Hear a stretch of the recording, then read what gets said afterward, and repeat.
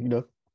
Karena pukul sudah menunjukkan pukul 6 pagi, izin Dr. Rizky, kita izin untuk memulai, Dok. Silakan. Baik, Dok. Baik, Dok. Assalamualaikum warahmatullahi wabarakatuh. Waalaikumsalam. Alhamdulillahirrahmanirrahim. Wassalatu wassalamu ala asrofil amyai wal mursalin wa sahbihi ajma'in. Alhamdulillah pagi ini kita dapat berkumpul untuk mendengarkan salah satu rangkaian kegiatan kita, yaitu kuliah subuh, yang mana pada hari ini kuliah subuh kita juga dihadiri oleh dari rekan-rekan dari residen dari bagian anak, dan juga dihadiri oleh beberapa guru-guru kita. Untuk kuliah subuh hari ini, pemateri kita oleh Dr. Vini Fitriani, spesialis anak konsultan, dengan judul Comprehensive Management of Tuberculosis, Lung and Extra Lung TB. Untuk waktu dan tempat kita persilakan, Dok.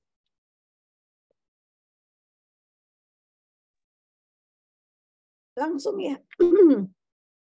Iya, Dok. Oke. Assalamualaikum warahmatullahi wabarakatuh. Waalaikumsalam warahmatullahi wabarakatuh. Yang terhormat Profesor Senior, teman sejawat, dan yang tercinta adik-adik residen bedah dan residen anak.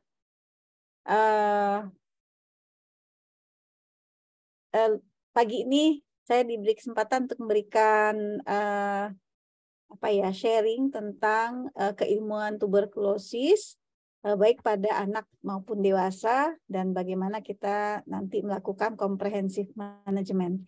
Terima kasih pada Ketua Prodi Program Studi Bedah dan jajaran yang telah memberikan kesempatan kepada kami untuk menyampaikan sedikit keilmuan tentang tuberkulosis. Mohon izin saya share screen. Saya lihat di sini hadir Dr. Rizky. Assalamualaikum. Waalaikumsalam, Dr. Vipin. Ya, dan ada beberapa lagi. Mudah-mudahan nanti bisa bermanfaat.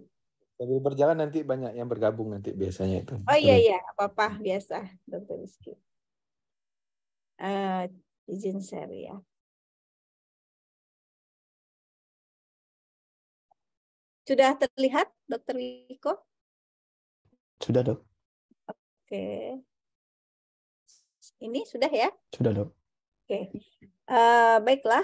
Judul yang saya akan kami tampilkan pada pagi hari ini adalah Comprehensive Management of Tuberculosis, Lung and Extra Lung TB, untuk mengeliminasi TB tahun 2030 dan melakukan eradikasi TB tahun 2050, ya. Jadi eliminasi itu turun sampai angkanya di bawah 100 per 100.000 penduduk, sedangkan eradikasi itu biarkan nanti habis. Dalam hal ini saya juga berperan nanti atau sebagai wakil ketua tim DOTS Rumah Sakit M. Jamil, tim TB DOTS Rumah Sakit M. Jamil.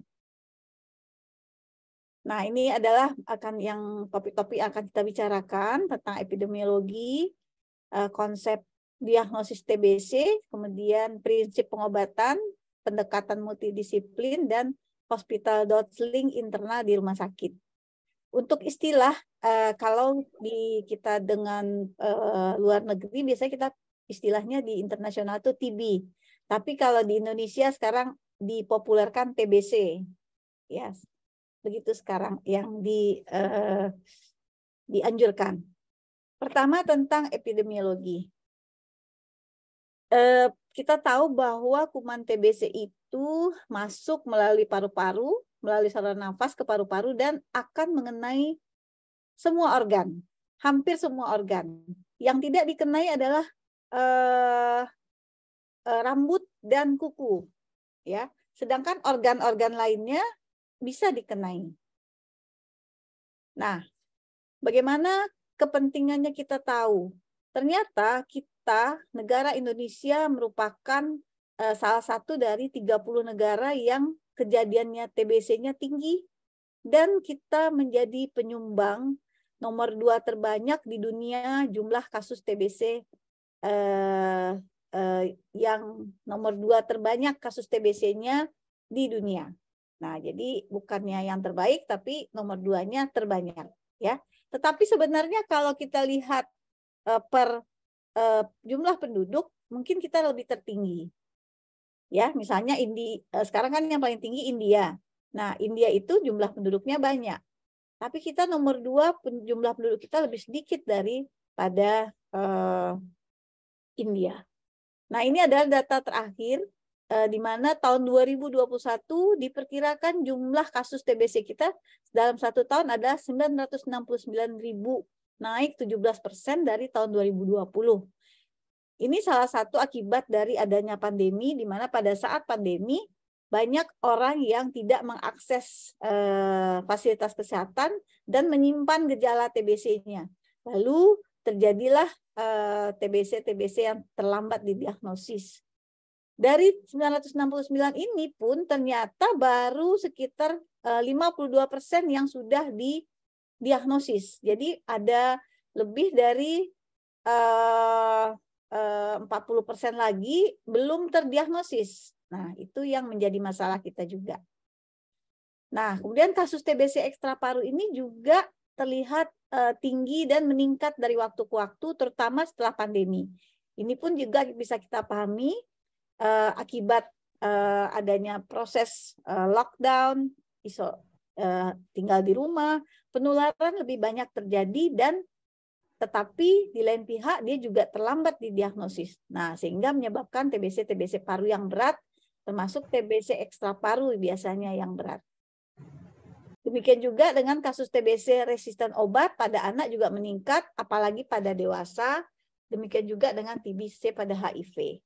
Nah, karena itu, kita negara Indonesia telah menyusun strategi untuk penanggulangan TBC ini. Ada 5 strategi intervensi kunci, di mana kalau kita sebagai clinician, yang pentingnya adalah di nomor 3, yaitu mencapai cakupan diagnosis terkonfirmasi bakteriologis ya yang tinggi. Jadi intinya adalah nanti utamanya kita harus mengusahakan tercapainya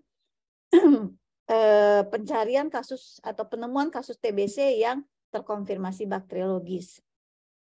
Dengan harapan pada eliminasi TBC tahun 2030 ini nanti kita akan mencapai penurunan angka kejadian dari 312 menjadi 65 per 100.000 penduduk, dan penurunan angka kematian dari 34 per 100.000 penduduk menjadi 6 per 100.000 penduduk.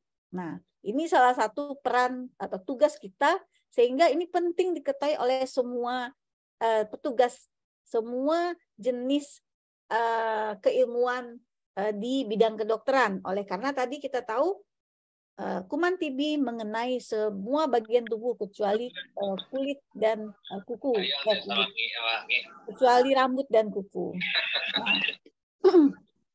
Saya tampilkan sedikit ilustrasi kenapa sih penting kita juga mendeteksi TBC ini secara lebih dini, terutama pada anak. Dan apa sih hubungannya dengan kejadian TBC pada saat dewasa? Nah, sekarang kita buat ilustrasi nih. Ini bayi ya, umur tahun 2023 ini umurnya 6 bulan.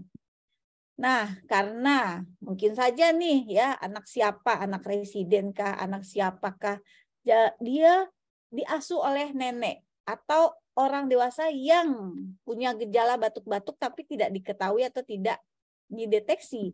Lalu dia mengasuh si bayi, dan tentu saja kalau ternyata dia TBC, tentu saja dia akan menularkan pada si bayi tersebut.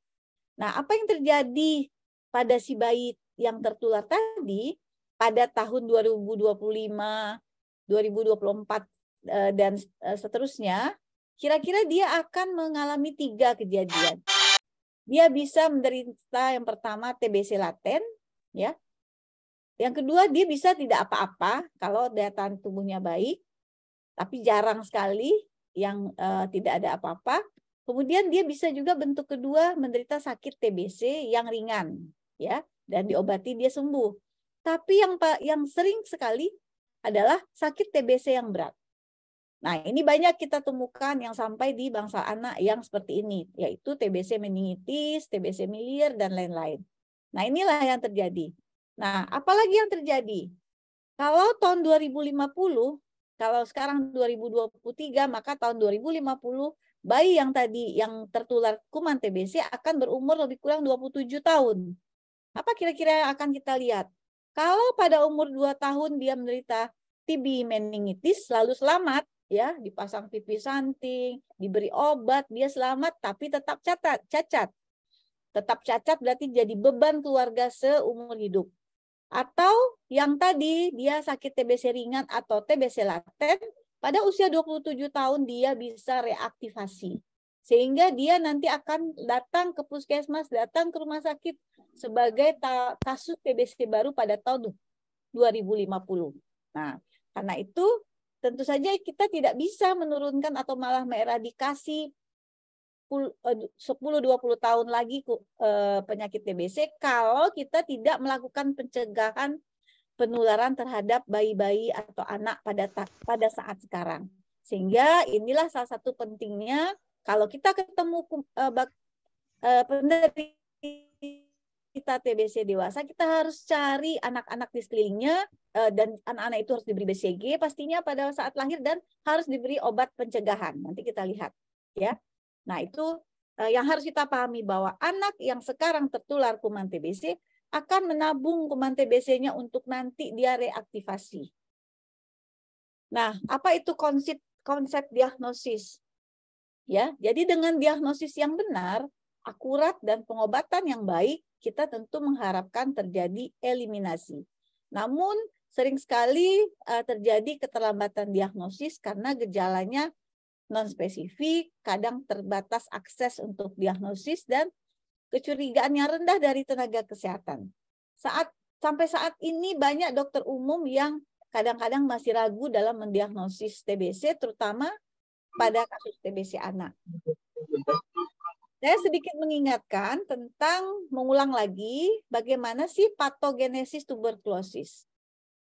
Ini secara skematis kita lihat seseorang individu atau anak yang seperti tadi, bayi terekspos kuman TBC, kalau makrofag alveolinya bekerja dengan baik, maka bakterinya akan tereliminasi. Jadi dia tidak akan infeksi. Ini terjadi pada 70%. Tapi kalau makrofag pada alveolinya tidak bekerja dengan baik, malah kuman TBC akan menjadikan makrofag sebagai rumah tinggalnya. Maka pada waktu itu sudah terjadi infeksi primer namanya. Nah, pada waktu infeksi primer itu bisa dikontrol, maka dia akan menderita infeksi TBC laten. Namun jika infeksi primer tersebut tidak bisa terkontrol, maka dia akan bisa langsung menjadi sakit dalam hitungan bulan.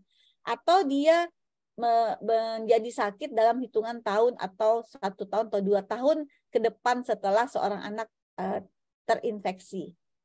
Nah, kondisi-kondisi sakit ini juga bisa dalam keadaan langsung menjadi berat oleh karena kuman MTB tersebut bisa menyebar secara hematogen secara masif. Nah, itulah yang bisa menyebabkan TBC miliar.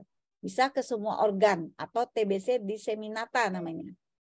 Kemudian apa pula yang terjadi dengan TBC laten?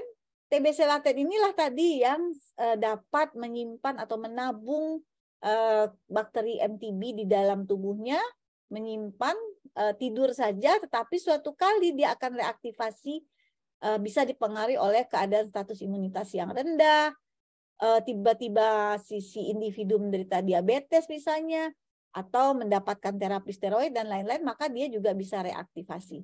Jadi ada beberapa kondisi yang bisa menyebabkan bakteri Mycobacterium tuberculosis mengalami reaktivasi. Sehingga pada waktu reaktivasi tersebut terjadilah yang namanya TBC post primer.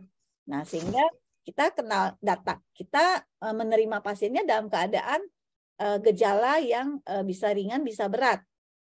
Dan kita katakan dia TBC aktif. Nah, secara spektrum kita lihat bahwa pada proses infeksi yang bisa dieliminasi ini, kita tidak bisa mendapatkan bukti apapun. Tidak ada bukti uji tuberkulinnya negatif, kulturnya negatif, BTA-nya negatif, dan tidak ada gejala.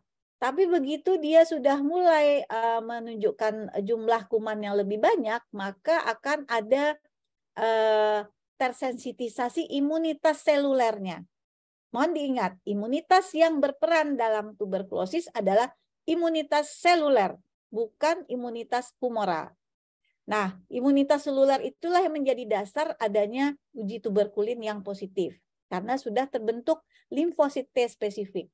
Nah, kalau dia sudah menjadi laten TB, infeksi laten ini, maka biasanya sudah ada granuloma tapi bisa disembuhkan sendiri. Atau dia granuloma kecil yang tidak bisa dideteksi. Tapi kalau sudah agak lebih banyak, maka dia bisa menimbulkan yang namanya sekarang istilahnya baru, yaitu TB subklinis. Malah dia juga terlihat belum ada gejala, tapi begitu diperiksa dahak atau dilakukan fototoraks sudah ada kelainan. Kalau sudah menimbulkan gejala yang berat, gejala batuk-batuk atau yang lebih berat, maka dia sudah dikatakan TBC aktif. Maka pada waktu itu sudah banyak bisa kita dapatkan bukti-buktinya, baik bukti infeksi maupun bukti konfirmasi bakteriologis. Kalau secara imunologis tadi yang saya sampaikan, kalau kondisi infeksi TBC laten itu, kondisi imunitasnya yang akan kita lihat adalah makrofag, alveoli, dan sistem.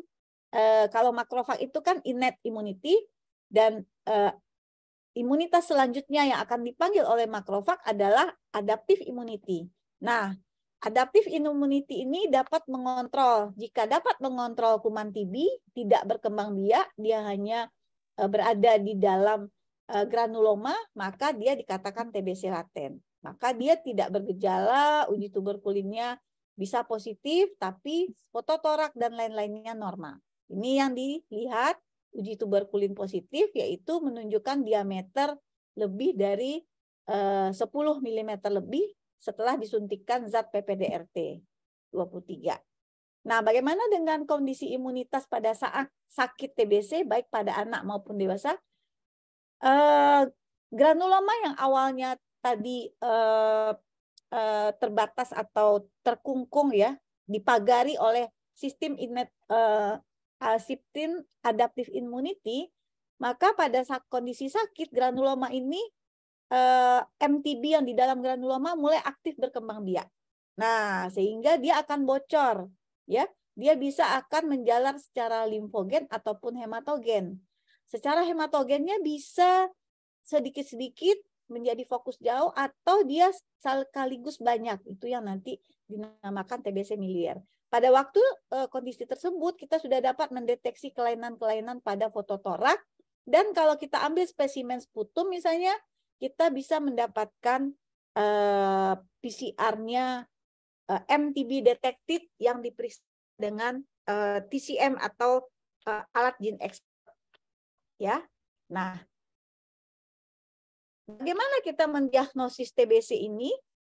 Pertama, kita harus tahu kalau berdasarkan lokasi, maka bisa TBC paru dan TBC ekstra paru. Nah, adik-adik residen bedah dan teman-teman bedah akan banyak mengelola berhubungan dengan TBC ekstra paru, tapi juga TBC paru. Tapi akan banyak yang ekstra paru. Berdasarkan sifat bakteri ini juga harus kita pahami. Ada yang namanya TBC sensitif obat atau TBSO, ada yang namanya TBC resisten obat atau TBRO. Nah, kasus-kasus TBC-RO ini sekarang juga sangat meningkat.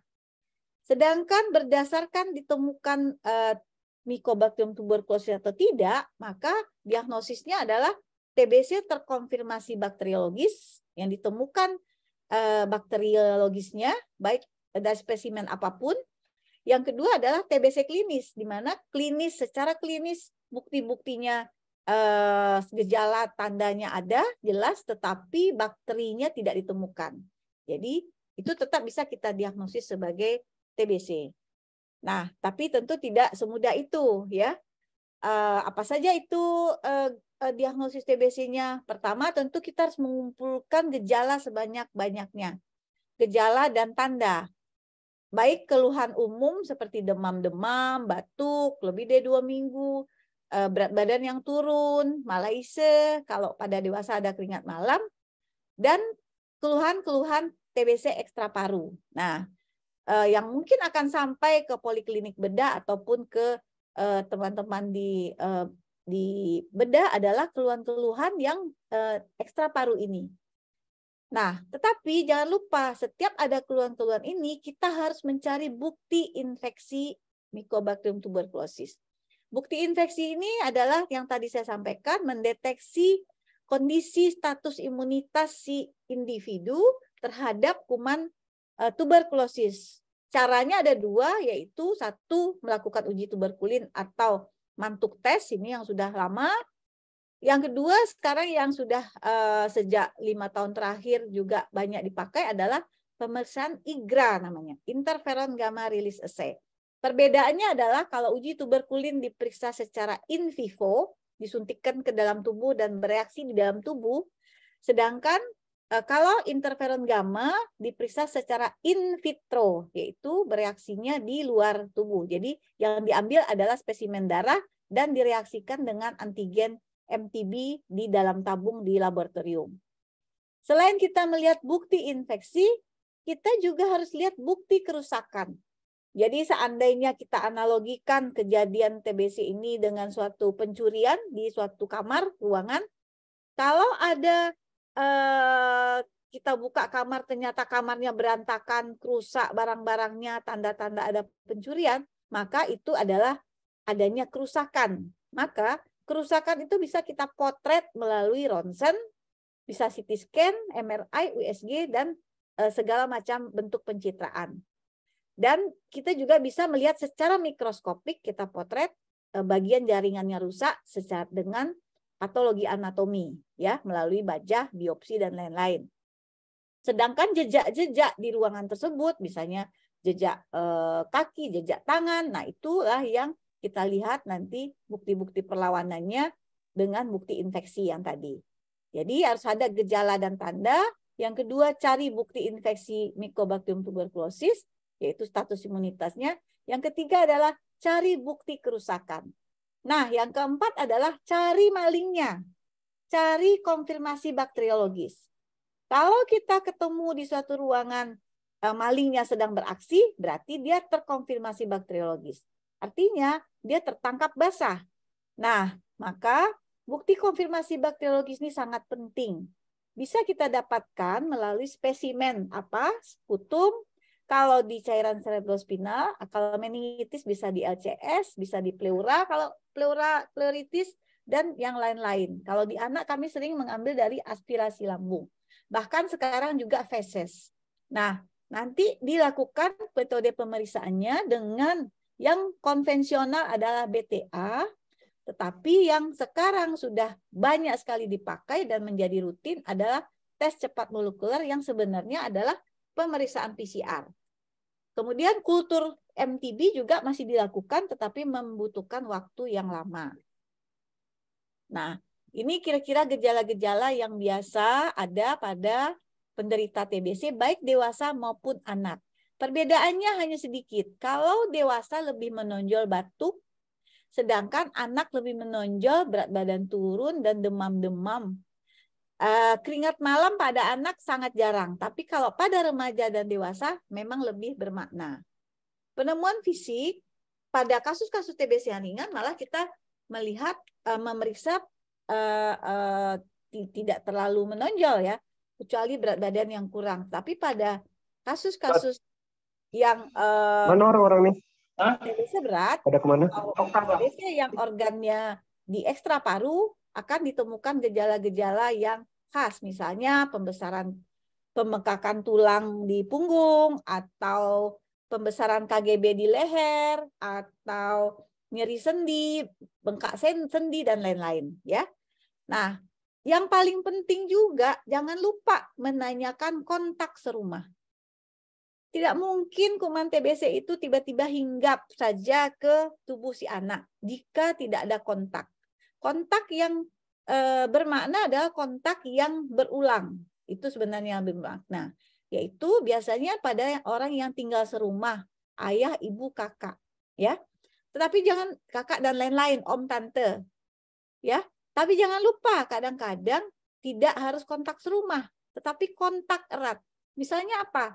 Misalnya guru, misalnya pengasuh, misalnya bayi dan anak yang tinggal di daycare, ya, atau om dan tante yang hanya 2 hari seminggu ke rumah, itu juga bisa. Hati-hati, hati-hati bagi adik-adik yang menitipkan anaknya di daycare, tolong dilihat pengasuhnya. Saya udah beberapa kali menemukan seorang bayi, seorang anak tertular di daycare, malah ada yang TB resisten obat pengasuhnya, ya.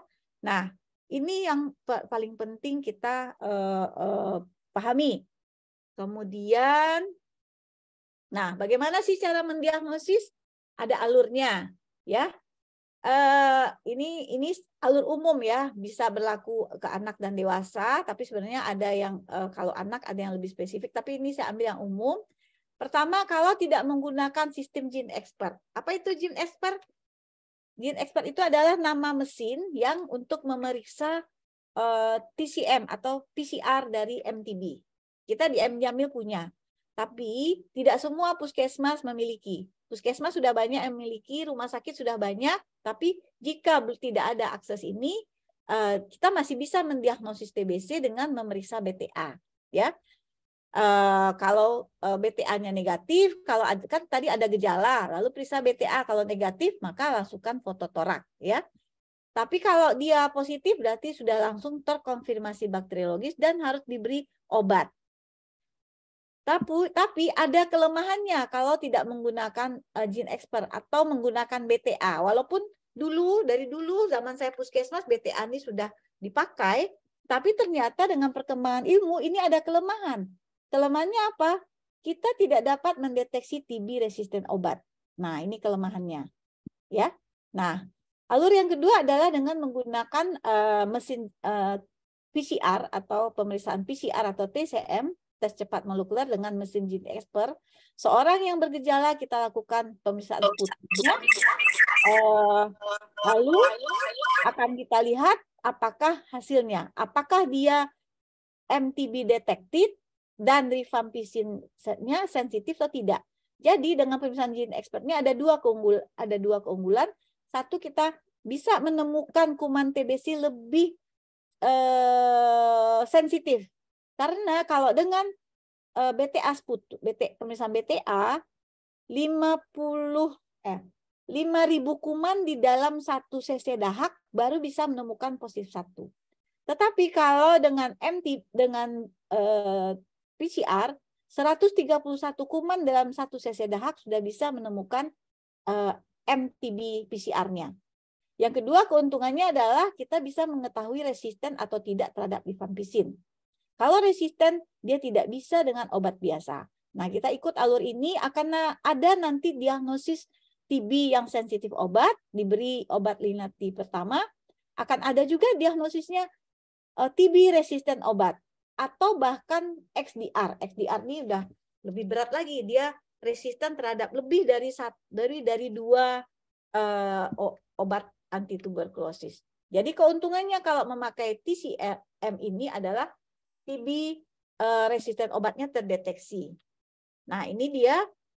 Di Indonesia sudah ada lebih dari 1.000 mesin Gene Expert di hampir semua rumah sakit. Jadi tidak ada alasan bagi kita sebagai dokter, baik sekarang ataupun nanti kalau bertugas di rumah sakit daerah, untuk tidak memeriksakan sputum ataupun spesimen dari yang lain untuk pemeriksaan Gene Expert ini. Nah, ini kalau kita lihat di hasil pemeriksaan Gene Expert itu akan di-print, akan terlihat seperti ini. Ada 4 baris, ya. 4 baris, ada 2 baris adalah MTB detected, low, low ini kalau dia warna merah berarti dia detected. Yang kedua di bawahnya kita melihat rifampicin resistant detected, warnanya merah. Tapi kalau dia tidak detected maka warnanya hijau. Kalau dia hijau kedua-duanya berarti aman, itu kira-kira. Nah ini mesinnya. Mesinnya ada di kita dan ini juga bisa dipakai untuk kemarin ini untuk periksa pemeriksaan cepat SARS-CoV ya. Nah, pemeriksaan TCM ini juga bisa dipakai untuk spesimen non dahak. Jadi bukan hanya dahak ya. Jadi bukan hanya sputum tapi juga bisa cairan cerebrospinal, jaringan yang dibiopsi, kelenjar getah bening, malah feses sekarang juga bisa dipakai.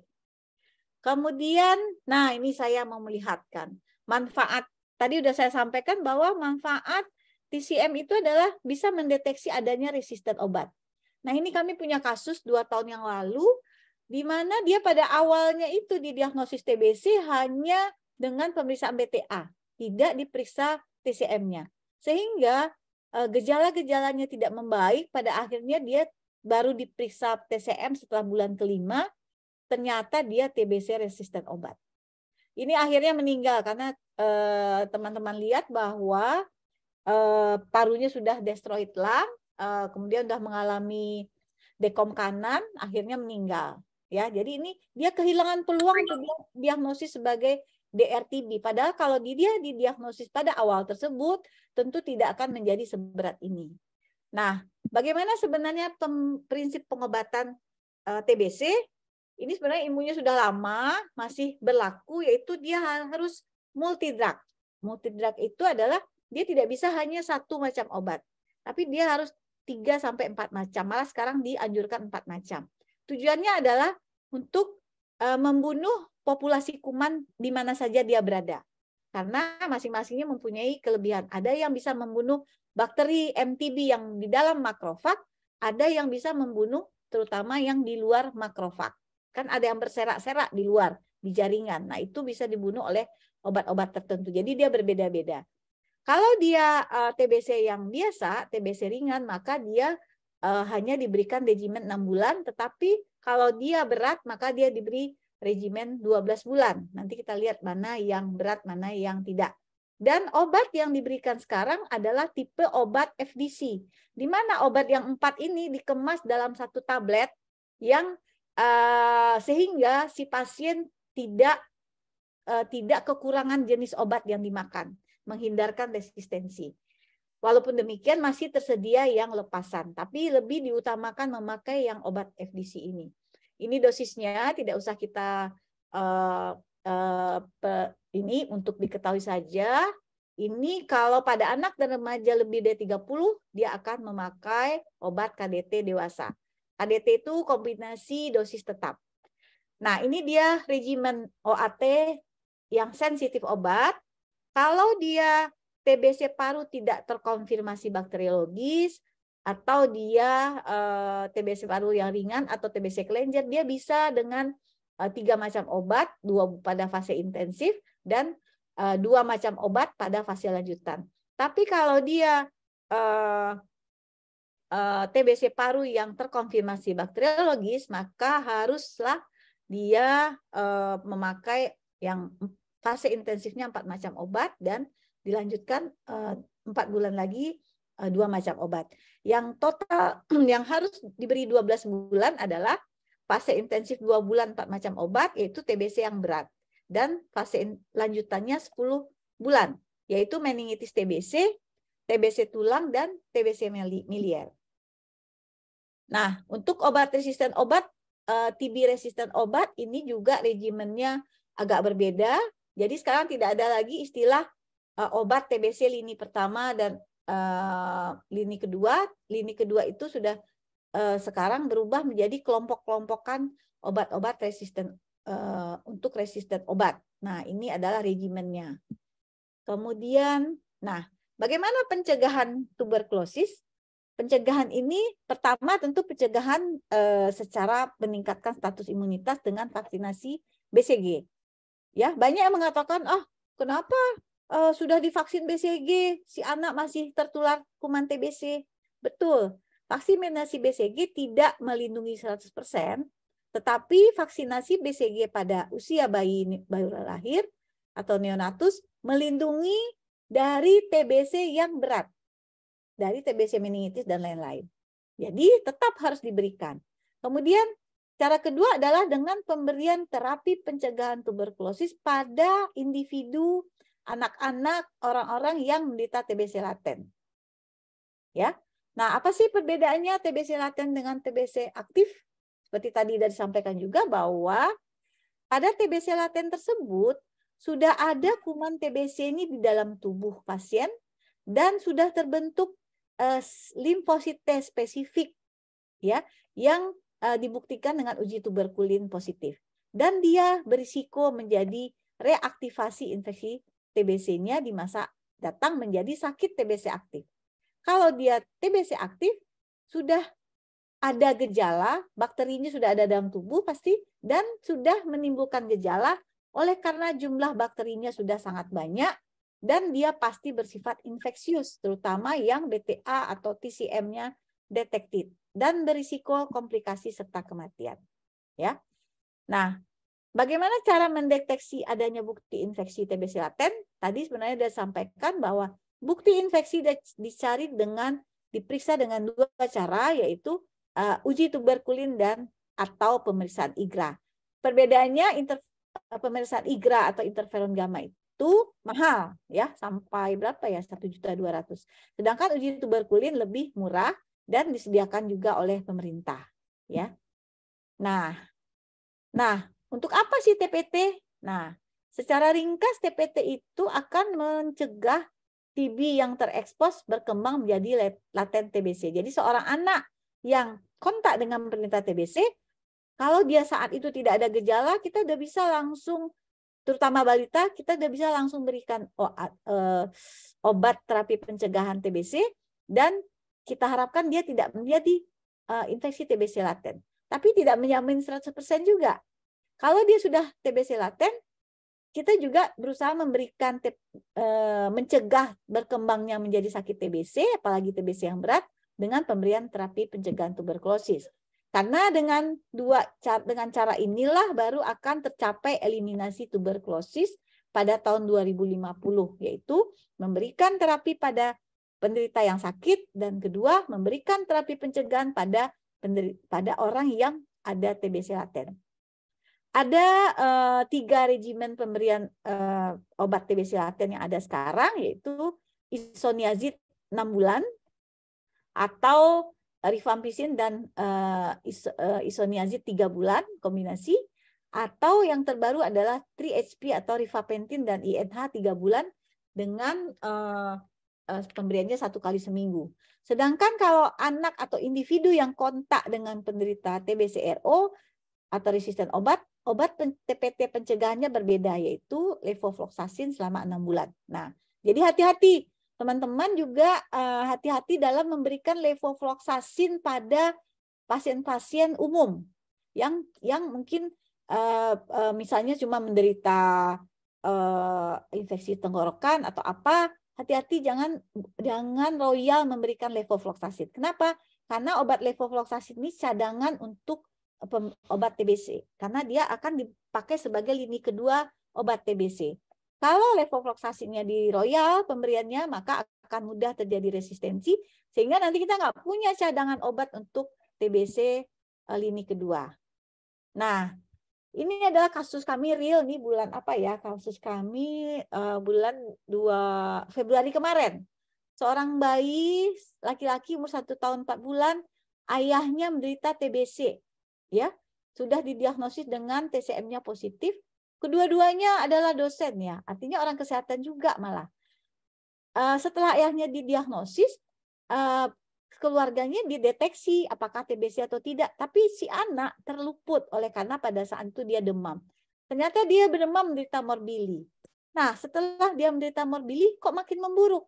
Akhirnya kejang dan kesadaran menurun. Dan ternyata sudah hidrosefalus. Ya, akhirnya dipasang VP samping. Alhamdulillah karena mungkin cepat ya, dan VP sampingnya juga terpasang dengan baik. 2 hari setelah VP samping itu saya lihat langsung membaik kesadarannya dan sudah pulang sekarang.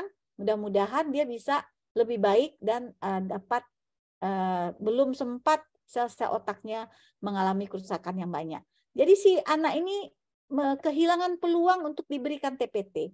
Seharusnya pada waktu bapaknya didiagnosis, dia segera diberi obat pencegahan atau malah sudah didiagnosis TBC. Nah, jadi oleh karena kita tahu tadi kuman TBC itu bisa menyerang segala macam organ. Nah, ini kita lihat ya kejadiannya, prevalennya cukup tinggi, baik di berbagai organ. Nah, tentu saja kita harus tahu bagaimana sih pendekatan diagnosis TBC di ekstraparu terutama, ya, karena inilah yang membutuhkan multidisiplin. Pertama adalah yang paling ringan, biasanya limfadenitis TBC. Nah, ini biasanya datangnya, saya biasanya dapat rujukannya dari Pak Uco, dari dokter Daan, atau dari dokter bedah yang lain. Biasanya pasien datang, baik anak ataupun dewasa, datangnya ke dokter bedah oleh karena ada pembengkakan di leher. Nah, maka pada kondisi-kondisi seperti ini, kalau kita curiga dia TBC, maka kita harus melengkapi bukti-bukti ini. Cari bukti infeksi, cari bukti kerusakan, dan cari bukti konfirmasi bakteriologis.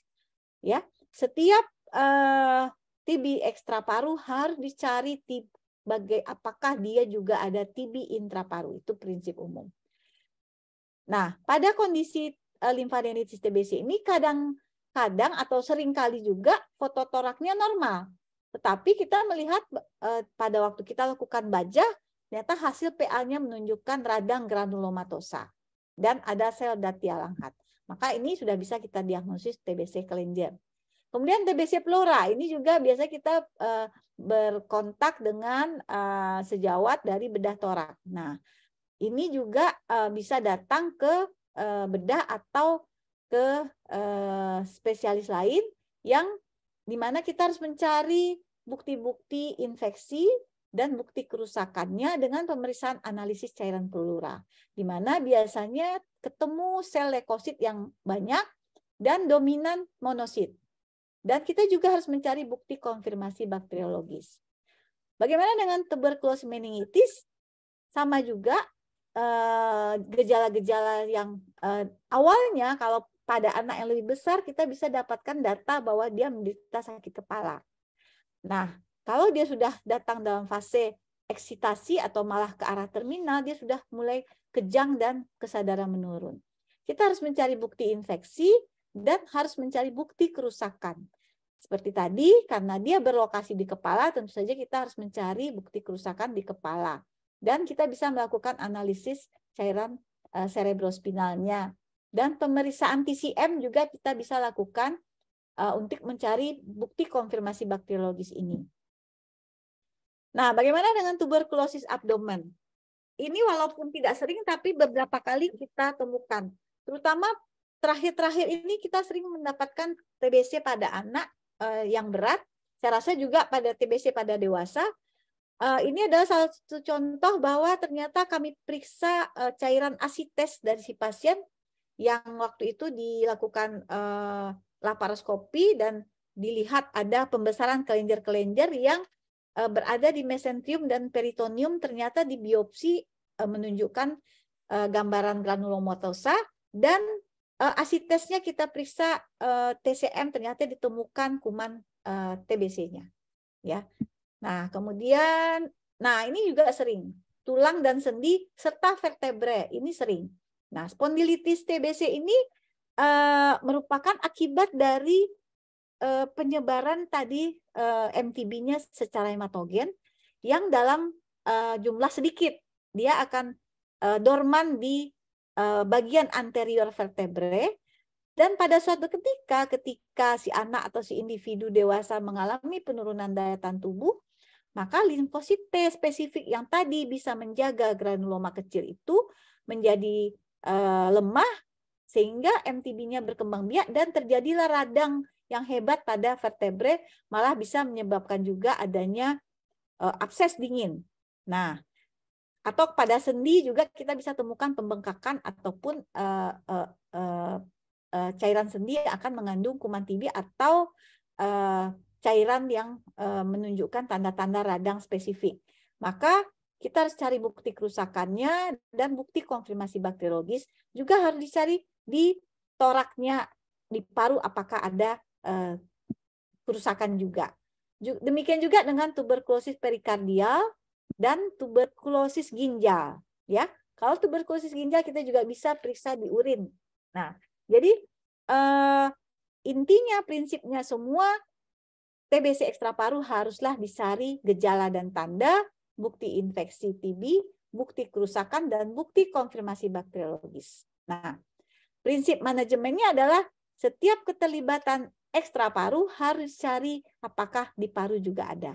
Jangan lupa identifikasi riwayat kontak, lakukan pengambilan spesimen di organ yang terkena, baik sebagai jaringan ataupun sebagai cairan, dan lakukan pengambilan spesimen juga dari organ respiratori, lakukan foto atau pencitraan di lokasi organ yang terkena. Jangan lupa lakukan pemeriksaan HIV. HIV dan TBC berteman baik. Kalau ada HIV, biasanya ada TBC. Kalau ada TBC, jangan-jangan TBC-nya berat karena HIV. Lalu lakukan pemeriksaan konfirmasi bakteriologis. Dan tentu saja karena teman-teman di sini adalah intervensi bedah, tentu intervensi bedah akan dilakukan sesuai indikasi. Nah, ini tadi regimen-regimen yang ini saya ulang, tuberkulosis mana yang regimennya 2 bulan, mana yang sampai 1 tahun. 6 bulan, mana yang 1 tahun. Nah, apa kepentingan, apa yang dikatakan hospital.link? Ya, oleh karena TBC itu tidak bisa selesai oleh dokter paru saja, tidak bisa selesai oleh dokter internis saja, tidak bisa selesai oleh dokter paru anak saja, oleh karena dia mengenai semua organ, maka di rumah sakit, setiap rumah sakit harus memiliki tim DOTS, tim TB DOTS. Dan semua unsur yang ada di situ merupakan hospital DOTS link internal. Nah, ini adalah susunan tim kita. Ketuanya adalah Dr. Irfan dan saya sebagai wakil ketua. Dan di dalamnya banyak sekali kita terlibat, baik dari bedah, internet, paru, THT, dan radiologi, dan lain-lain. Semuanya bidang. Nah, ini saya menggambarkan bahwa manajemen komprehensif itu adalah semua keilmuan yang terkait organ adalah terkait dengan 3 keilmuan yang khusus mempelajari TBC. Nah, oleh karena itu pemerintah menetapkan bahwa di setiap rumah sakit itu harus ada alur, dan alur itu berbagai macam. Alur itu adalah digunakan untuk menjamin bahwa setiap penderita TBC terdiagnosis dengan benar. Terdiagnosis dengan benar dengan cara dia setiap kali kemanapun dia datang, dia dapat menjadi terduga, dan kemudian apakah dia dirawat inap, dan dia harus dilakukan pencatatan, harus dilakukan pemeriksaan laboratorium, dan dilengkapi seperti tadi disampaikan, dan harus dikonsulkan atau dikonsultasikan ke tim ahli klinis yang di tim TB DOTS utama, yaitu yang paru, kalau dewasa ke paru dan ke penyakit dalam, konsultan paru, terutama yang ada, kalau ke konsultan paru terutama yang ada komorbid, sedangkan kalau anak dikonsulkan ke anak. Hal ini adalah untuk menjamin satu adalah pencatatan yang benar. Jadi setiap kasus TBC ini akan dicatat ke suatu platform yang namanya Sistem Informasi Tuberkulosis Nasional. Yang nanti data inilah yang akan sampai ke global atau ke tingkat dunia, yang akan dipublikasikan kita juara 1, juara 2, atau juara 3. Nah, dengan adanya konsultasi ini akan ada satu pintu yang akan memberikan obat TBC, dan obat TBC ini juga akan tercatat di farmasi dengan adanya stempel DOTS. Jadi dengan adanya hubungan intermultidisiplin ini, pemberian obat TBC ini terjamin dari satu pintu dan memiliki pencatatan yang benar ke SITB semuanya. 10 tahun yang lalu rumah sakit kita ini sering sekali disampaikan bahwa tidak ada yang melaporkan. Nah, makin ke sini kita sudah makin berproses menjadi lebih baik, namun demikian masih ada yang belum terlaksana dengan baik.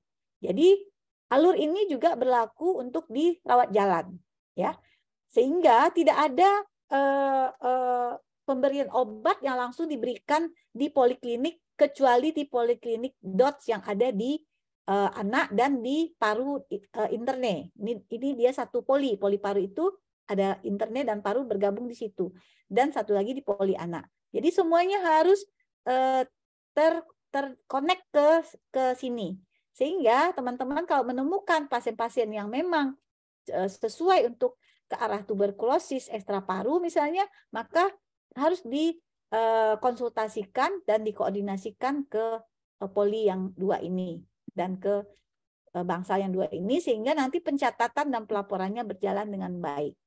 Nah, beberapa masalah yang pernah terjadi dan mudah-mudahan ke depan tidak lagi adalah pasien-pasien TB ekstra paru tidak dikonsulkan dan kemudian diterapi sendiri dengan komposisi obat anti tuberkulosis yang tidak tepat, baik dari segi jumlah obat maupun dari segi dosis. Sehingga apa yang terjadi? Tentu saja ini akan berpotensi menjadi resisten obat.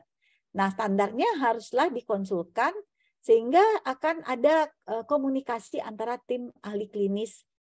Demikian juga untuk perkembangan selanjutnya, terutama kasus-kasus yang memerlukan pemantauan jangka panjang, misalnya spondilitis, meningitis, dan lain-lain. Nah, oleh karena tim ahli klinis, dokter-dokter kita sekalian sangat terkait erat dengan PPDS, nah ini makanya kita adakan ini supaya PPDS juga tahu.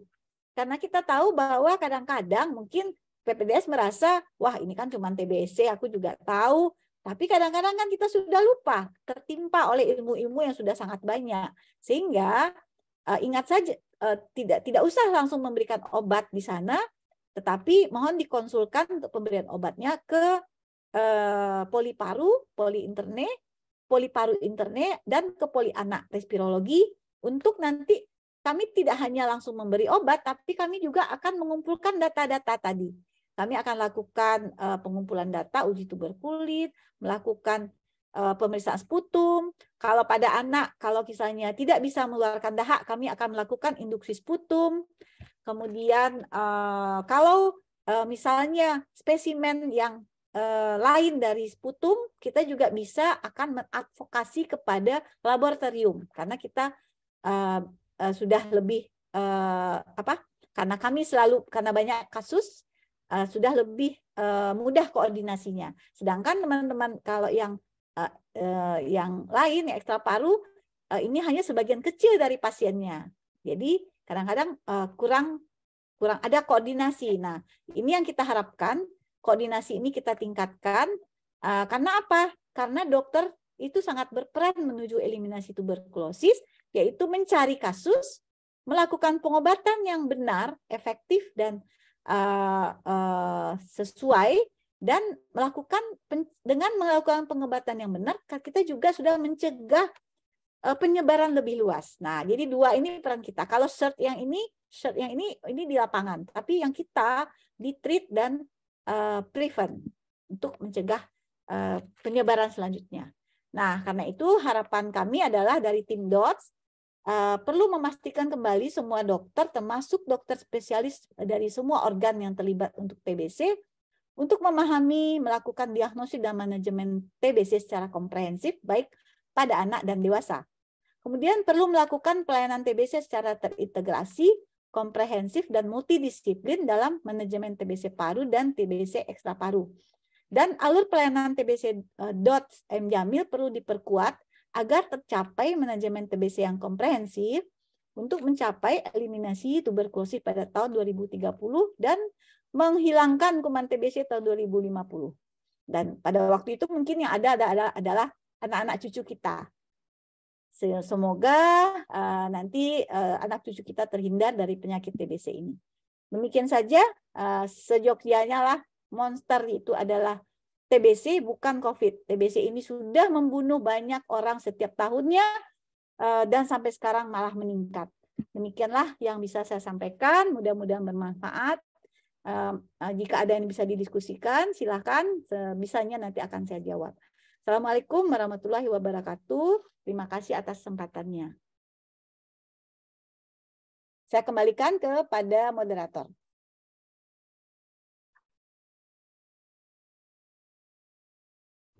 Waalaikumsalam warahmatullahi wabarakatuh. Baiklah dokter, terima kasih atas presentasinya dok. Baiklah, sekarang kita masuk ke sesi tanya jawab. Untuk yang pertama, kita mulai dari sesi tanya jawab di chat via Zoom dari Dr. Hermansyah, spesialis ortopedik konsultan, yaitu yang pertama, untuk pemeriksaan tambahan tuberkulin dan IGRA, mana yang lebih sensitif? Kemudian, apakah maknanya kalau hanya salah satu yang positif atau keduanya positif? Yang ketiga, apakah pada dewasa juga skemanya seperti ini, tetap tuberkulin dan IGRA? Baik dok, untuk pertanyaan yang pertama dok. Terima kasih dok. Saya langsung jawab ya? Iya dok, boleh dok. Ya, oke. Ya, jadi kan ada tuberkulin, ada IGRA, mana yang lebih sensitif? Masing-masing punya keunggulan. Jadi dia agreement-nya hampir sama, sekitar 80-90% kesesuaiannya. Ya, jadi kalau perbedaannya adalah dari cara mendeteksinya saja. Jadi uji tuberkulin ataupun interferon gamma hanya untuk mendeteksi bukti infeksi.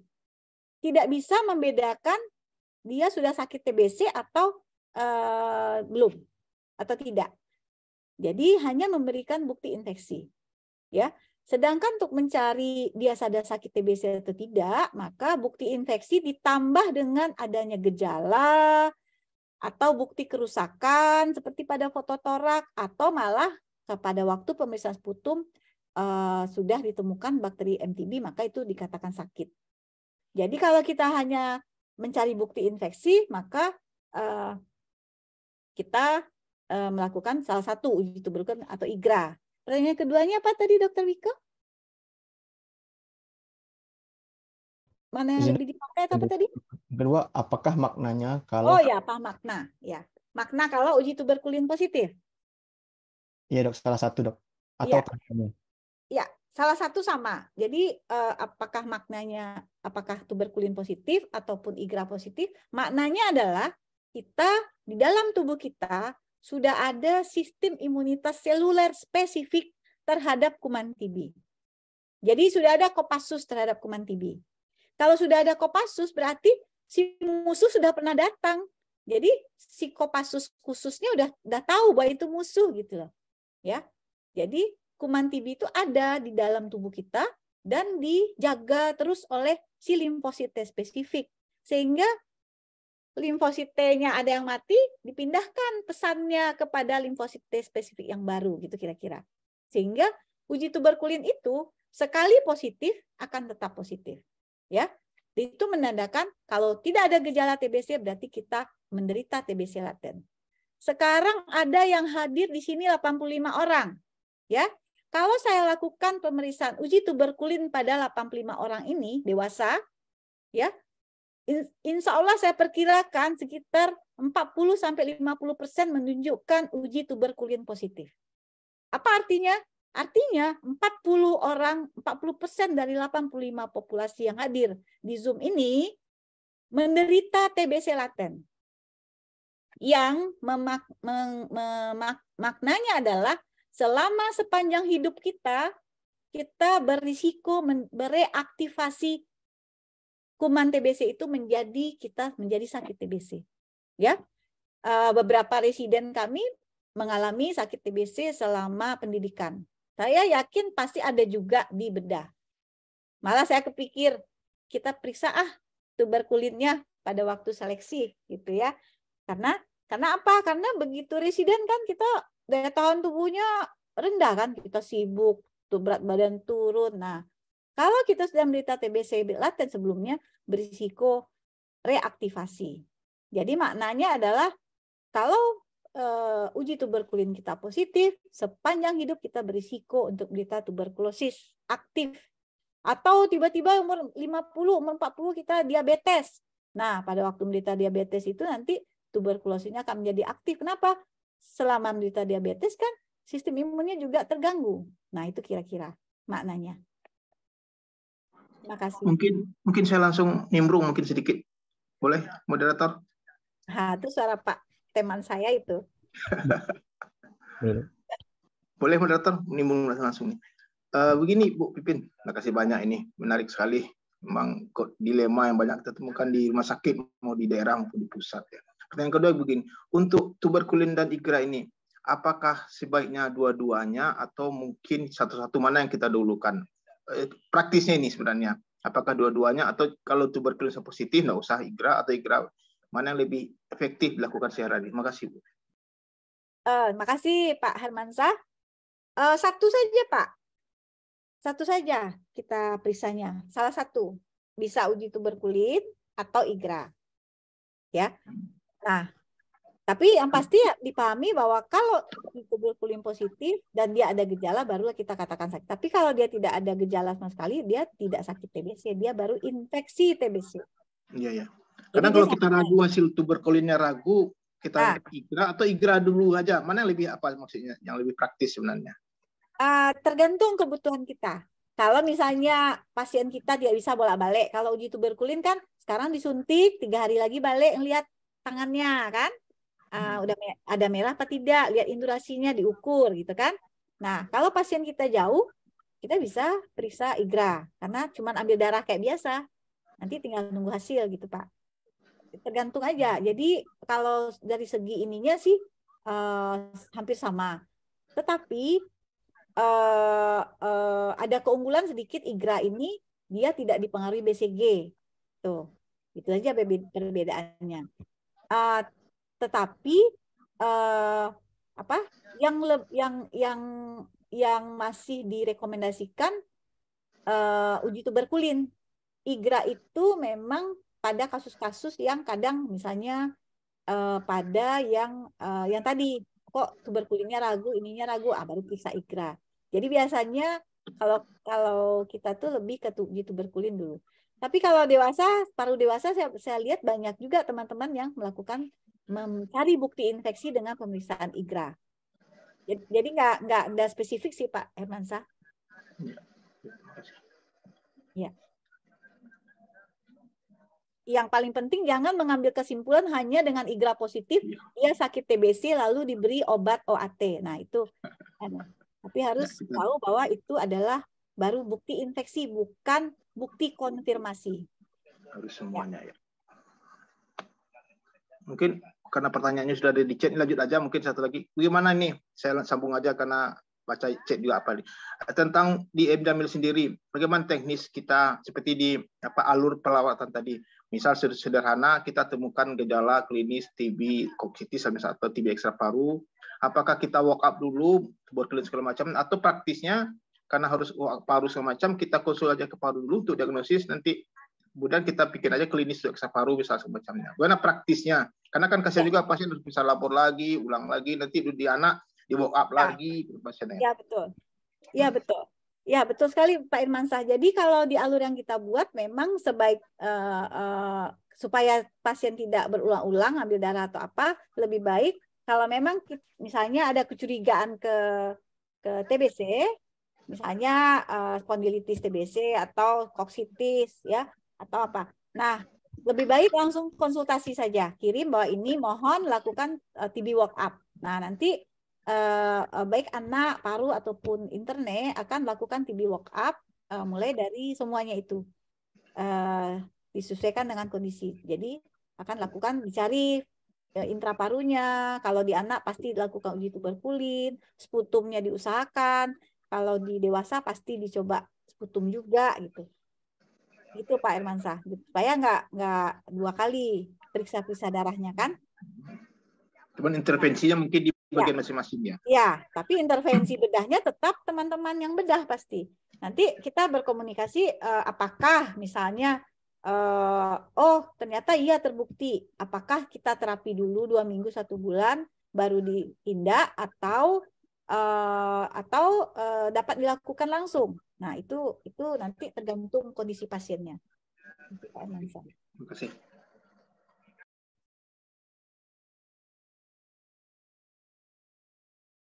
Ini bagaimana? Ini udah ya.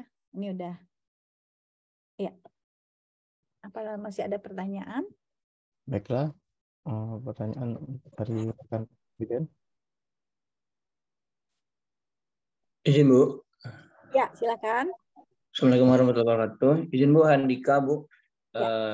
Izin bertanya Bu. Mungkin terkait dengan TB ekstra paru Bu. Mungkin kalau di bedah kita lebih sering terpapar TB ekstra paru, misalnya kan TB kelenjar atau TB usus Bu. Nah ini mungkin terkait tadi tata laksana tadi kan ada dari awal kan ada dari gejala klinis, terus dari pemeriksaan IGRA dan tuberkulin test, serta didukung dengan pemeriksa pendukung lainnya Bu. Kita misalnya sudah mengarah itu ke TB usus Bu, namun setelah kita periksa misalnya dengan penunjang, ternyata di PA-nya itu sering terjadi gejala menunjukkan ke arah sana, tapi di hasil PA itu hanya didapatkan radang kronik Bu. Gimana sikap kita Bu? Dan misalkan tadi kan kalau di M Jamil itu sudah jelas alurnya. Kalau misalnya kita nanti kembali ke daerah, itu ketika kita misalnya curiga TB sudah kita tegakkan, untuk pada mungkin pada dewasa mungkin kita bisa langsung berikan regimen Bu. Kalau untuk pada anak bagaimana alur seharusnya Bu? Apakah misalnya kita boleh juga langsung berikan regimen atau memang kita harus ibaratnya mengkucilkan ke bagian anak terlebih dahulu Bu? Mungkin itu Bu. Terima kasih Bu. Terima kasih Andika. Betul sekali ya. Jadi kalau misalnya tadi ini klinisnya jelas nih ya, klinisnya jelas. Tapi kok waktu kita PA kan, kok PA-nya nggak terlalu mendukung ya? Yang mendukung itu kan kalau ditemukan radang granulomatosa, ada sel histiosis, sel Datia Langhans gitu kan. Nah, tapi itu nggak semudah itu loh menemukan. Seringkali juga itu tidak dapat di PA ya. Jangan lupa bahwa pembacaan PA itu juga the man behind the gun. Ya kan? The man behind the gun, satu. Yang kedua, sampel jaringan yang terambil. Kadang mungkin tidak terambil yang benar gitu ya. Sehingga tidak terlihatlah radang spesifik. Nah, pada kondisi-kondisi seperti itu, kan kita juga melakukan yang lain. Periksa sputum misalnya atau apa. Nah, bisa jadi ketemu, berarti udah aman kalau ketemu. Tapi kalau enggak pula ada ketemu, tapi gejalanya jelas gitu ya. Nah, maka pada posisi seperti itu yang namanya kita memiliki clinical judgment. Jadi clinical judgment tuh nggak bisa digantikan oleh robot, ya. Kalau robot sekarang sudah ada, tak gitu, terus bisa mengobati orang, tapi yang clinical judgment manusia tuh nggak bisa digantikan oleh robot. Nah, pada waktu itu kita lihat pertimbangannya. Oh, kayak ini kondisinya ini sesuai banget, ini. Maka kita diagnosis dia sebagai TBC. Tadi kita ada TBC apa? Oh, TBC usus. Tapi yang dia karena kita tidak bisa menemukan konfirmasi bakteriologis ataupun di jaringannya, maka kita bisa bilang dia TBC klinis. Ya. Nah, lalu kita putuskan memberi obat. Nah, memberi obatnya gimana nih? Kita aja atau konsul-konsul dulu? Nah, sebenarnya lah di setiap rumah sakit, walaupun tuh RSUD, dia pasti ada tim DOTS. Jangan dipikir hanya M Jamil. Nanti Anda akan kembali ke RSUD, tim DOTS itu ada. Kenapa? Salah satu syarat akreditasi di rumah sakit adalah tim DOTS yang jalannya dengan baik. Jadi itu adalah kriteria penilaian akreditasi. Jadi pasti ada tim DOTS-nya. Tinggal dia tim DOTS-nya aktif atau tidak. Nah, kalau saran saya sih sebaiknya konsulkan ke spesialis parunya atau ke dokter anaknya supaya dia melihat. Karena saya juga kalau teman-teman residen paru yang adik-adik residen paru yang stase sama saya juga mengingatkan itu supaya berkolaborasi lah. di rumah sakit daerah pun harus berkolaborasi. Menghindari apa? Menghindari tadi.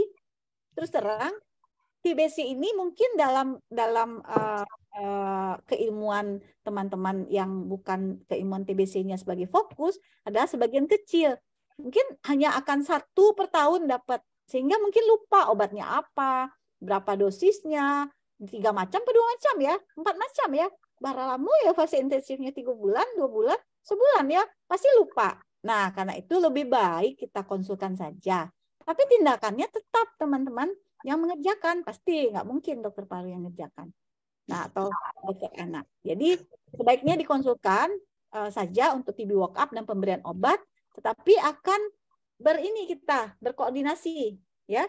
Jadi mungkin sekali berapa, apalagi kalau memang ada tindakan tentu akan dikontrol ke bedah untuk tindakan-tindakannya. Demikian Handika, Dokter Handika. Baik, terima kasih banyak Bu.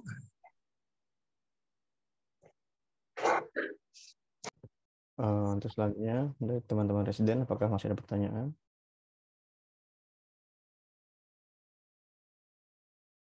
Udah jelas banget nih ya? Atau nggak jelas? Izin Dr. Riko, izin bertanya Dr. Riko. Ya, silakan Dr. Alto. Assalamualaikum Dok, izin bertanya Dok. Mungkin yang sering kami temui di bagian bedah ini Dok, pasien-pasien dengan TB ini adalah saat perawatan pasca post-operatif itu sering terjadi delayed wound healing Dok.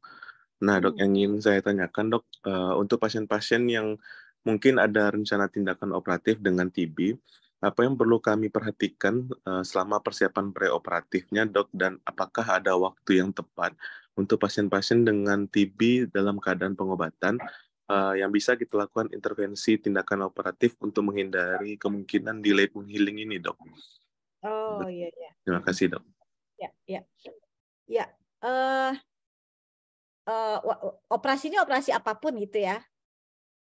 Bukan operasi karena sakit TBC-nya kan? Bukan Dok. Ya.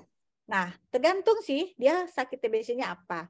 Kalau sakit TBC paru yang biasa, baik anak ataupun dewasa ya, yang dia tidak destroyed lung apa, itu sebenarnya secara teori nih 2 minggu aja diberi OAT dia udah sangat turun jumlah kumannya, ya, dan sudah tidak menular lagi itu katanya, ya. Nah, paling tidak tuh sampai 2 bulan dia sudah lebih sehat gitu, berat badannya meningkat. Seringkali orang putus obat 2 bulan itu karena apa? Karena dia merasa udah sehat gitu ya. Padahal dia harus lanjut sampai 6 bulan. Nah, jadi kalau misalnya teman-teman bedah ketemu pasien nih, misalnya apa ya? Oh, misalnya dia hernia, ya kan? Misalnya hernia kan? Tapi kok badannya kurus ya gitu. Ya, badannya kurus. Karena orang sakit TBC ini kadang-kadang dia nggak sadar sakit TBC gitu. Badannya kurus. Kok kayaknya gimana gitu, batuk-batuk sekali-sekali. Nah, kita ragu, jangan-jangan kok TBC, jangan-jangan lo makan ube atau nyala makan ube, tanya. Atau kalau nyalun ada pressure batuknya belum pernah, dan jangan-jangan dia TBC, maka konsulkanlah dulu. Ya, supaya jelas dia TBC atau tidak. Karena tadi takut kan kalau dia ternyata TBC, ternyata dia nanti apanya tidak baik misalnya kan. Nah, tapi kalau misalnya dia memang sudah memakan obat TBC, sudah didiagnosis, bisa ditanya, oh udah berapa lama? Sebulan atau 2 bulan. Tidak ada sih ya patokan bulan keberapa dia makan obat baru boleh menjalankan operasi apapun. Nggak ada, saya pernah baca belum ada. Tapi yang setahu saya, misalnya kalau kayak misalnya spondilitis TBC kan ada abses dingin atau ada yang memang perlu ditindak ya karena misalnya dia lumpuh gitu ya karena sarafnya terjepit gara-gara ada abses dan vertebranya yang yang rusak. Biasanya sih kita terapi OAT-nya sekitar 2 minggu dulu paling cepat, baru dia dibuka, baru dia operasi. Kalau dulu tuh kita diajarkan sama guru kita almarhum Pak Eri, namanya terapi pemayungan ya, Dr. Hermansyah. Nah, tetapi ada lagi pernah saya baca katanya nggak perlu terapi pemayungan. Jadi sebenarnya itu tailor made. Tailor made itu artinya tergantung kondisi pasien. Kalau nampaknya berat, kayaknya lebih aman terapi pengayungan. Karena takut juga kita kalau kita pas dibuka masuk ke pembuluh darah, kuman TBC-nya bisa hematogen atau diseminata. Nah, jadi itu tergantung. Kalau memang benar-benar lesi TBC-nya yang akan dibuka. Tapi kalau dia menderita TBC tapi yang dioperasi yang lain, ya kita lihat-lihat kasus juga lah. Mana yang ini, apakah dia diobati udah berapa bulan atau apa. Atau minta aja kejelasan dari dokter paru, apakah dapat dilakukan tindakan gitu. Ya. Konsultasi. Saya interupsi lagi nih, nyambung.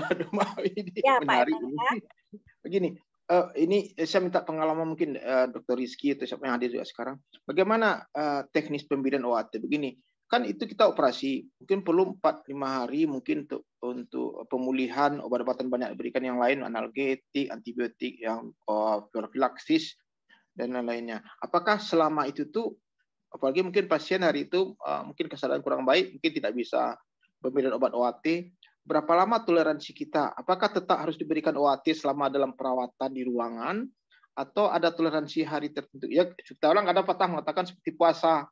Kalau makan minum satitia, jadi nggak makan OAT-nya, batal OAT yang sudah diberikan itu apanya. Nah, di mana kebijaksanaannya? Kalau memang untuk yang profilaktik tadi memang tergantung kondisi ya, ada yang kita berikan, ada yang tidak kita berikan. Tapi untuk selama perawatan dan ini OAT-nya bagaimana ini sebaiknya? Karena banyak juga obat-obatan lain nanti pasiennya seperti cerita dokter apa nanti. Jadi kombinasi obat-obatan. Terima kasih. Dia artinya ini misalnya dia penderita TBC gitu kan ya, Pak Emansa udah bulan ketiga, tiba-tiba dia hernia misalnya atau apendik atau gimana ya. Nah, sebenarnya kan obat OAT itu harus continue ya, tidak boleh putus, ya kan? Nah, sebenarnya kalau dia tetap diberikan, tidak apa-apa, ya. Nah, tetapi memang ada, kalau misalnya ada obat lain yang banyak yang nanti juga dia berinteraksi di hepar, nah kita harus waspada saja. Kalau ada interaksi, misalnya tiba-tiba kuning dia misalnya ya, atau mual muntah, maka kita stop. Tapi yang nomor satu adalah dia wajib tetap diberikan. Nah, kalau terpaksa tidak diberikan karena suatu hal tadi memang terdapat gejala interaksi, misalnya kuning atau dia mual muntah, nah kan kita stop. Atau memang sama sekali masalahnya dengan ususnya atau tidak bisa masuk. Nah, biasanya kita ganti, kalau dia TBC berat kita ganti streptomisin yang suntikan. Tapi kalau terpaksa betul, tapi TBC-nya tidak berat, ya dia bukan meningitis, bukan apa, TBC-nya dulu ringan, mungkin kelainan di parunya juga ringan, maka mungkin paling-paling kita toleransi 3 hari ya untuk tidak makan obatnya, Pak Hermansyah. Itu kira-kira anunya. Tapi diusahakan tetap. Kalau yang TBC berat biasanya kami ganti dengan streptomisin. Injeksi ya. Hanya streptomisin, yang lainnya tidak bisa kombinasi berarti ya kalau injeksi ya. Untuk injeksi hanya streptomisin yang bisa pengganti, nggak ada yang lainnya ya. Yang tambahannya nggak ada ya? Nggak ada. Itu pun sekarang malah streptomisin itu udah mulai ditinggalkan pula. Ya, diganti dengan levo. Tapi ya seperti tadi, nggak bisa ini juga sih baku tergantung kondisi pasien. Ya. Baik, makasih. Ya, Pak Hermansyah.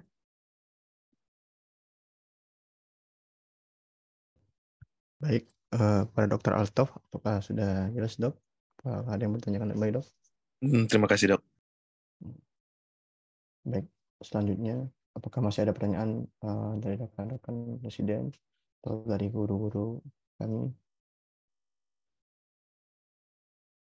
Izin, Dok, ingin bertanya, Dok. Silakan, Dr. Fahruni. Izin, Dok, mau bertanya. Kita kan sebagai dokter bedah nantinya akan sering menemukan kasus-kasus TB paru, TB dengan ekstra paru. Nah, untuk di daerah nanti, apakah dengan misalnya gejalanya sudah jelas ini TB di ekstra paru, apakah perlu tetap kita konsulkan juga, atau bolehkah kita sebagai seorang dokter bedah memberikan terapi kepada pasien ini dengan sampai batas mana kita memberikan regimen terapinya pada pasien-pasien untuk TB ekstra paru ini, Dok? Terima kasih, Dok. Ya, makasih Dokter Uni. Ya, baik. Jadi sebenarnya alur yang disampaikan tadi itu berlaku di setiap rumah sakit. Ada di setiap rumah sakit. itu harus dilaksanakan sebenarnya. Tapi ada rumah sakit yang sudah bagus melaksanakan, ada yang belum gitu ya. Artinya kenapa harus seperti itu? Untuk menjamin tadi diagnosisnya ditegakkan dengan benar melalui berbagai pemeriksaan tadi, ya, sampai pemeriksaan sputum dikirim ke labor.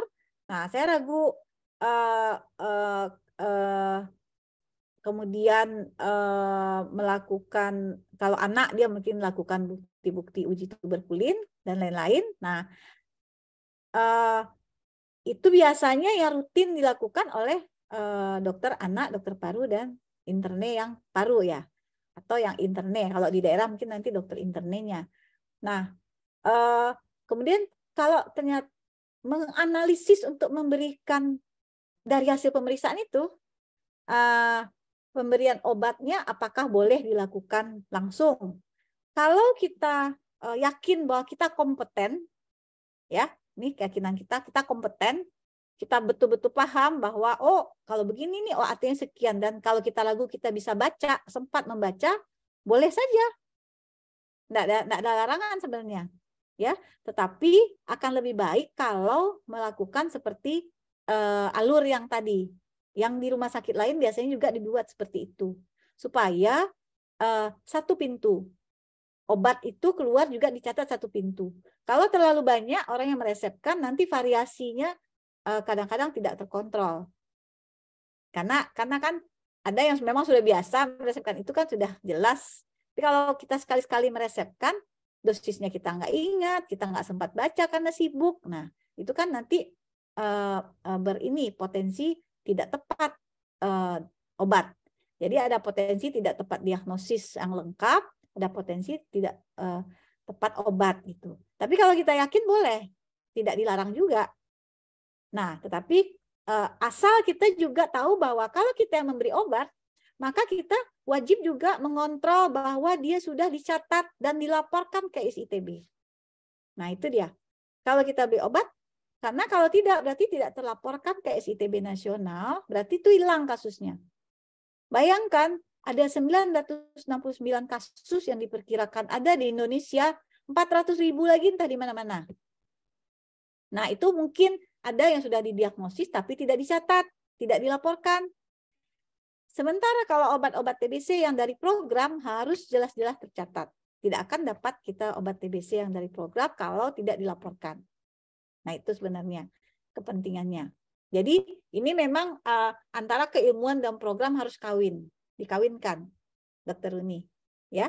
Jadi kalau bisa dikonsulkan, kalau memang ternyata orang dokter itu ada, kita cuman yang ada, dan boleh. Sedangkan dokter umum aja boleh kok mendiagnosis dan mengobati, boleh, bukannya tidak boleh.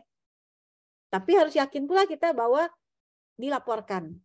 Kita harus kenal dengan siapa tim TB.dot di rumah sakit kita yang melakukan pencatatan ke SITB, kita harus link dengan dia.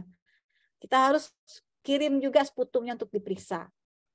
Tapi kalau nggak mau repot, konsultasikan aja gitu, ya.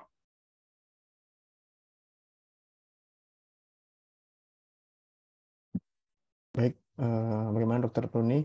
Apakah sudah jelas atau ada yang ingin kembali? Terima kasih dokter. Baik, apakah masih ada pertanyaan dari rekan-rekan sekalian?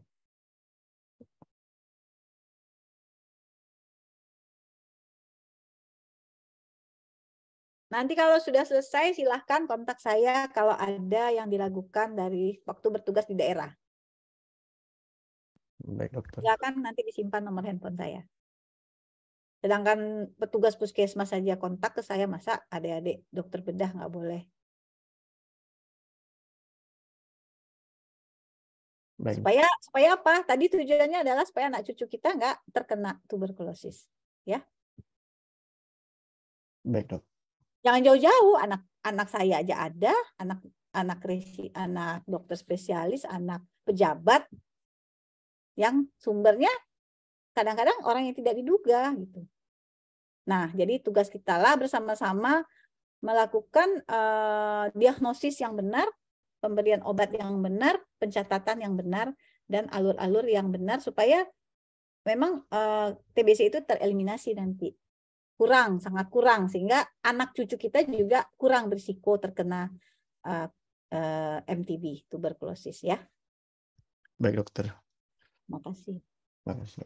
Baiklah, setelah selesai dari pertanyaan dari dokter Uniko tadi, maka berakhirlah seksi dari pertanyaan jawab pada kuliah subuh hari ini. Kami ucapkan terima kasih kepada Dr. Vini Fitriani. Sebelum kita tutup, kita izin untuk minta masukan dari Dr. Rizky Ramadian, spesialis ortopedi konsultan. Baik dok, waktunya kita berikan. Baik, terima kasih. Assalamualaikum warahmatullahi wabarakatuh. Waalaikumsalam. Ya, kita sangat bersyukur ya pagi ini kita bisa mendapat ilmu dan pencerahan dari Dr. Vini mengenai tuberkulosis ya. Mungkin ilmu tuberkulosis kita masih ilmu zaman dahulu ya. Zaman waktu kuliah dulu belum ada update untuk bagaimana mendiagnosis dan menata laksana. Jadi sangat bersyukur sekali pada pagi hari ini kita bisa mendapatkan pencerahan masukan dari Dr. Vini. Semoga bisa menambah keilmuan kita, baik itu dari staf dan juga untuk seluruh adik-adik PPDS. Jadi kita ucapkan terima kasih yang sebesar-besarnya kepada Dr. Vini dan juga kepada semua staf yang bisa bergabung. Ada Dr. Hermansyah, ada Dr. Reda tadi ya, yang sudah Dr. Hafiz juga saya lihat ada masyarakat yang sudah meluangkan waktu pada pagi hari ini. Juga kepada semua PPDS, baik itu PPDS Bedah dan PPDS. Semoga ke depan kita dari bagian bedah dan anak bisa berkolaborasi. Tentu banyak topik yang bisa diangkatkan dari bagian anak yang bisa menambah khasanah pengetahuan kita di bagian bedah. Sekali lagi terima kasih kepada Dr. Pipin. Semoga ilmu yang sudah diberikan pada pagi ini menjadi amal ibadah bagi Dr. Pipin dan juga bermanfaat bagi kita semua. Terima kasih. Assalamualaikum warahmatullahi wabarakatuh. Waalaikumsalam warahmatullahi wabarakatuh. Warahmatullahi wabarakatuh. Baiklah, setelah selesai dari masukan dari Dr. Rizky tadi, berarti telah selesai sesi dari kuliah subuh kita pada hari ini. Saya sebagai moderator, mohon maaf apabila terdapat kesalahan dalam memandu dari kuliah subuh pada hari ini. Saya akhiri, wabillahi taufiq wal hidayah. Wassalamualaikum warahmatullahi wabarakatuh. Waalaikumsalam warahmatullahi wabarakatuh. Terima kasih Kak Rizky. Ya, izin nanti videonya kita upload di YouTube channelnya Bedah ya, Dr. Pipin ya. Oh iya, oke.